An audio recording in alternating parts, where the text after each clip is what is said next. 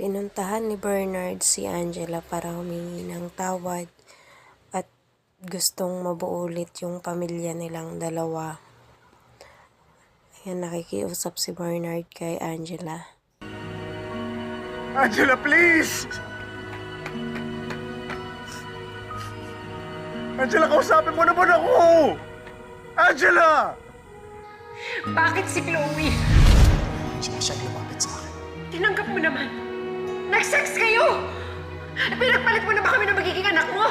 Imposibleng mangyari yan! Akala ko na imposibleng papatulan mo si Chloe pero ginawa mo! Kasi hindi ko naman in-expect na mangyayari ulit yun.